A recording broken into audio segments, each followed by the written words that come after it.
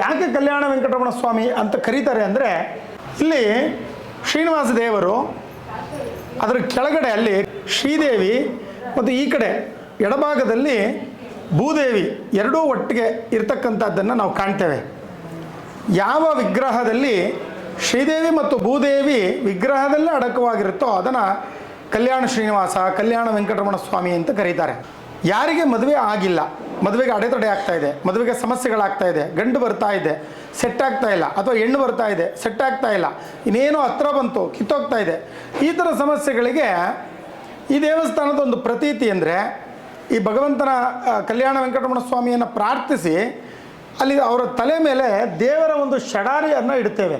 ಆ ಷಠಾರಿಯನ್ನು ತಲೆ ಮೇಲೆ ಇಟ್ಟು ಅಲ್ಲಿ ಹಾಲಿಂದ ಕನ್ಯಾದಾನವನ್ನು ಮಾಡಿಸ್ತೀವಿ. ಹಾಗಾಗಿ ಅಲ್ಲಿ ಕನ್ಯಾದಾನ ದೋಷ ಪರಿಹಾರ ಅಂತ ಎರಡು ಕಾರಣಗಳು. ಒಂದು, ಅವರಿಗೆ ಜಾತಕದಲ್ಲಿ ಏನಾದರೂ ದೋಷಗಳಿದ್ದರೆ ಮತ್ತು ತಂದೆ ತಾಯಿಗೆ ಯೋಗ ಬರಬೇಕು, ಹೆಣ್ಣು ಮಗಳನ್ನು ದಾನ ಕೊಡೋದು ಅಂತ ಕರೀತಾರೆ. ಅಂದರೆ ಕನ್ಯಾದಾನ ಅಂತಾರೆ. ಅದು ಮದುವೆ ಅಲ್ಲ, ಮಾಂಗಲ್ಯ ಧಾರಣೆ ಪ್ರಮುಖ ಅಲ್ಲ, ಅಲ್ಲಿ ಕನ್ಯಾದಾನ ಪ್ರಮುಖ. ಕನ್ಯೆಯನ್ನು ದಾನ ಕೊಡೋದು ಅಂತ ಕರೀತಾರೆ. ಅದಕ್ಕೆ ಅರ್ಘ್ಯವನ್ನು ಕೊಡೋದು ಅಂತಾರೆ. ಅದನ್ನು ಯಾವುದಾದ್ರೂ ಏನಾದರೂ ದಾನ ಕೊಡಬೇಕಾದ್ರೆ ಯಾಕೆ ಕೊಡ್ತಾರೆ ಅಂದರೆ, ಸುಮ್ಮನೆ ದಾನ ಕೊಡೋದಿಲ್ಲ, ಅದಕ್ಕೊಂದು ಅರ್ಘ್ಯವನ್ನು ಕೊಡ್ತಾರೆ. ಅದಕ್ಕೆ ಹಾಲಿನ ಅರ್ಘ್ಯವನ್ನು ಕೊಟ್ಟು ಹಳಿಯನಿಗೆ ತನ್ನ ಮಗಳನ್ನು ದಾನ ಕೊಡ್ತಾರೆ. ಅದನ್ನು ಕನ್ಯಾದಾನ ಅಂತ ಕರೀತಾರೆ. ಆ ಯೋಗ ಬರಲಿ ಎನ್ನುವ ಕಾರಣಕ್ಕೋಸ್ಕರ ಅಲ್ಲಿ ಕನ್ಯಾದಾನವನ್ನು ಮಾಡ್ತೇವೆ.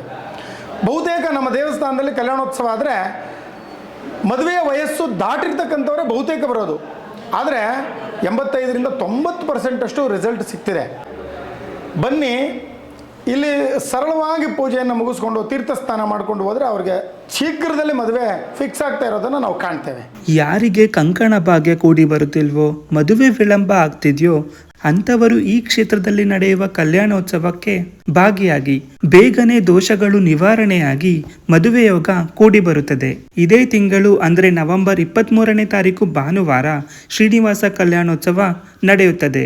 ಹಾಗೆ ಸಂಜೆ ಶಯನೋತ್ಸವ ಕೂಡ ನಡೆಯಲಿದ್ದು, ಮಕ್ಕಳಿಲ್ಲದವರು, ಸಂತಾನ ಭಾಗ್ಯ ನಿರೀಕ್ಷೆಯಲ್ಲಿರೋರು ಈ ಶಯನೋತ್ಸವಕ್ಕೆ ಭಾಗಿಯಾದರೆ ಸಂತಾನ ಪ್ರಾಪ್ತಿಯಾಗುತ್ತದೆ.